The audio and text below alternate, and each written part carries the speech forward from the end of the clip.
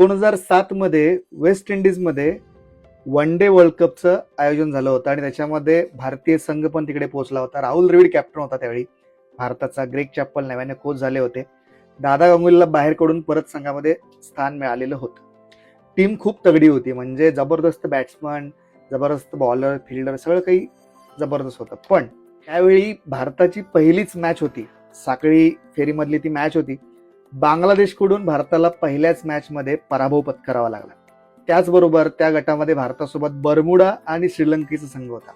बर्मुडासोबत match मोठ्या फरकाने इंडियाने जिंकली, पण श्रीलंकेसोबत मॅच हरल्यानंतर भारताला त्या वर्ल्ड कप मधून प्राथमिक फेरीतून म्हणजे साखळी फेरीतूनच बाहेर पडावं लागलं. त्यानंतर भारताचा संघ इंग्लंड दौऱ्यावर 7 मॅच खेळण्यासाठी गेला, वन डे मॅच. त्यामध्ये सुद्धा भारताचा पराभव झाला. तिथून डायरेक्ट संघ जोहान्सबर्ग आफ्रिकेमध्ये गेला.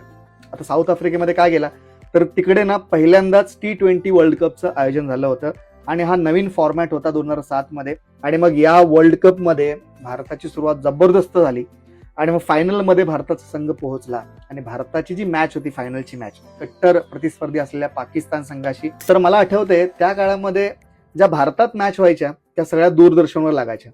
आम्ही त्या दूरदर्शनवर पाहायचो आणि त्या स्पेसिफिक स्पर्धेचं जे काही प्रक्षेपण होतं ते ESPN आणि स्टार स्पोर्ट या चॅनलवर होतं. आणि आमच्या गावामध्ये केबलवर हे दोन्ही चॅनल नव्हते आणि हे चॅनल फक्त टाटा स्कायवर लागायचे. त्यावेळी टाटा स्कायचा जो काही डिश आला होता तो नवीन आला होता.